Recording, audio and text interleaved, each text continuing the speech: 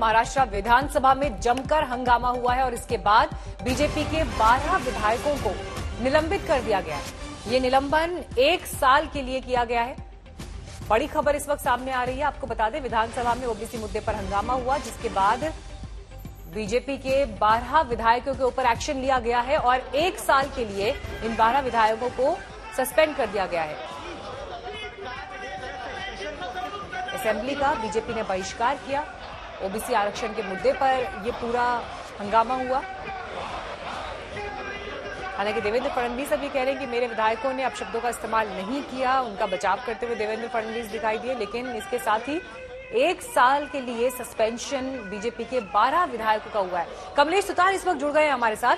कमलेश, क्या हुआ विधानसभा में, किस तरह की परिस्थितियां थी, बताएं।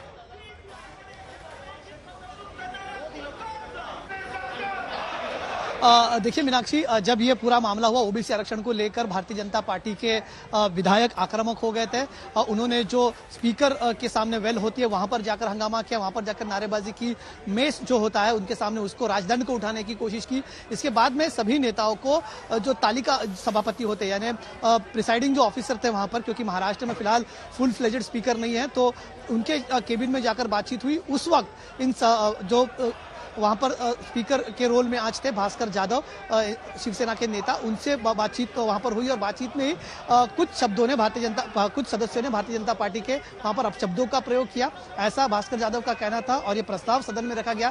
भास्कर जाधव ने कहा कि मेरे साथ लगभग गाली गलौज की गई, भद्दी भाषा का प्रयोग किया गया और इसीलिए महाराष्ट्र के parliamentary affairs minister Anil Parab ने यह प्रस्ताव रखा कि ऐसा बर्ताव करने वाले 12 सदस्यों का निलंबन किया जाए और इसलिए 12 सदस्यों को सस्पेंड कर दिया गया। अभी इसमें सब भारतीय जनता पार्टी के दिग्गज नेता शामिल है। पूर्व मंत्री है इसमें गिरीश महाजन है, देवेंद्र फडणवीस के राइट हैंड माने जाते हैं, जयकुमार रावल है, आशीष शेलार है, अतुल भातखलकर है, बड़े बड़े नेता इसमें शामिल है और इनका निलंबन इस वक्त किया गया। भारतीय जनता पार्टी ने यह आरोप लगाया है कि जिस तरह से स्पीकर के चुनाव को लेकर महाराष्ट्र में गर्मागर्मी चल रही थी, भारतीय जनता पार्टी की सदस्य संख्या कम करने के लिए यह षड्यंत्र रचा गया है और इसीलिए बिना किसी वजह के झूठे आरोप लगाकर इन सदस्यों का निलंबन किया गया और इसको लेकर अब महाराष्ट्र में राजनीति तेज होती हुई नजर आ रही है। जी कमलेश, आप बता रहे हैं कि जिन 12 विधायकों का निलंबन हुआ है वो सारे जो है बीजेपी के बड़े नाम हैं। ऐसे में इस एक्शन को लेकर अब पार्टी की आगे क्या स्ट्रैटेजी रहती है और इस एक्शन का असर क्या होता है, ये देखना होगा। यकीनन आसानी से तो ये मुद्दा छूटने वाला नहीं है।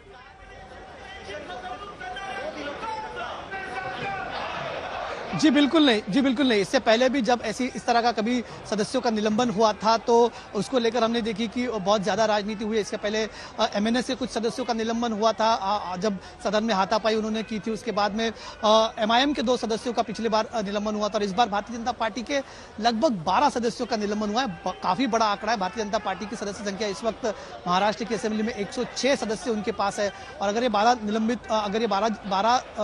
विधायकों का निलंबन हो जाता है तो काफी बड़ी संख्या है, सीधा आंकड़ा 94 पर आ जाता है। और ऐसे सिलसिले में अगर 1 साल तक के निलंबन है मीनाक्षी, यानी कि आने वाला शीतकालीन सत्र हो या आने वाला बजट सत्र हो, इन सभी में सदस्य शामिल नहीं हो पाएंगे। हालांकि भारतीय जनता पार्टी की तरफ से शायद अगली बार एक रिक्वेस्ट दिया जाएगा कि यह निलंबन पीछे लिया जाए, कम किया जाए, ऐसा रिक्वेस्ट हो सकती है।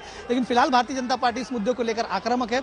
उनका कहना है कि भले ही सदन से हमें निलंबित किया जाए, हम रास्ते पर यह लड़ाई लड़ेंगे, जनता तक ये लड़ाई लेकर जाएंगे, लेकिन अगर इसके बीच में अगर कल कहीं चुनाव कराने का वक्त आता है, भारतीय स्पीकर का चुनाव अगर होना है, तो ऐसे में सदस्य संख्या बहुत ज्यादा निर्भर करती है। भारतीय जनता पार्टी जिस तरह से दावा कर रही थी कि चमत्कार हो सकता है, क्रॉस वोटिंग हो सकता है, ऐसे में भारतीय जनता पार्टी की सदस्य संख्या कम होने के नाते अगर चुनाव होता है तो फिलहाल चुनाव के कोई अंदेशा नहीं है और चुनाव का कोई अनाउंसमेंट भी नहीं हुआ है, लेकिन आने वाले दिनों में अगर ऐसा होता है तो भारतीय जनता पार्टी की सदस्य संख्या बहुत कम नजर आएगी इसमें और इसलिए भारतीय जनता पार्टी के नेता कमलेश, हमारे व्यूअर्स को ये भी बताइए कि ये जो ओबीसी को लेकर जो पूरा मुद्दा था, जिसके बाद एक हंगामे की स्थिति सदन में बनी और निलंबन हुआ, इस मुद्दे पर अभी किसका क्या स्टैंड है? आज की कार्रवाई में एग्जैक्टली इस मुद्दे को लेकर क्या हुआ था?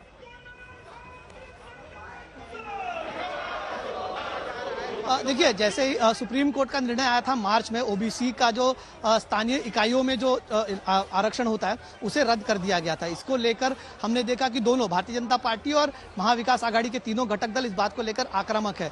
अब महाविकास आघाड़ी के जो भी घटक है उनका यह कहना है कि जो एम्पिरिकल डेटा होता है वो केंद्र को देना चाहिए था और वो केंद्र ने नहीं दिया, इसकी वजह से ये आरक्षण रद्द हो गया है और भारतीय जनता पार्टी इस मुद्दे को लेकर रास्ते पर उतरी है। हमने देखा कि पिछले कुछ दिनों में भारतीय जनता पार्टी ने लगातार महाराष्ट्र के कोने कोने में आंदोलन किए और देवेंद्र फडणवीस ने यह तक कहा कि अगर उनको सत्ता मिल जाए तो 4 महीने के अंदर वो ओबीसी आरक्षण जो हटाया गया है स्थानीय इकाइयों में उसको वापस लाएंगे या फिर राजनीति से संन्यास ले लेंगे।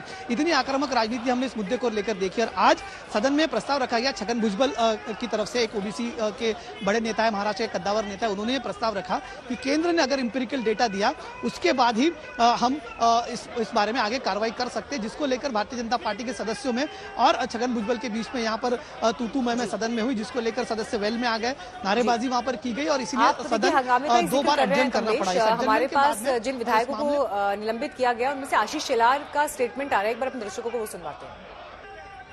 इसका वर्णन मैं इतना ही कर सकता हूं कि तालिबानी पद्धति से सरकार चलाने वालों को भी शर्म आ जाए। ऐसे नए तालिबानी ये शिवसेना, कांग्रेस और राष्ट्रवादी कांग्रेस के लोग हैं। इनका स्वरूप नया तालिबानी इस प्रकार से ही किया जा सकता है। इस प्रकार से ये लोग महाराष्ट्र में कारोबार करने का प्रयास कर रहे हैं। पूरे सदन ने देखा, प्रेस गैलरी ने देखा कि जहां पर ओबीसी के आरक्षण को बचाने के लिए हमारे विपक्ष के नेता देवेंद्र फडणवीस जी बात कर रहे थे, उनको बात नहीं करने दिया गया और इसके खिलाफ स्वाभाविक कानूनन तरीके से अपना त्रागा व्यक्त करने के लिए जो भाजपा के सदस्य पीठासीन अधिकारी के यहाँ पहुंचे, उनको भी शांत करके नीचे लाने का काम ये स्वयं मैंने किया।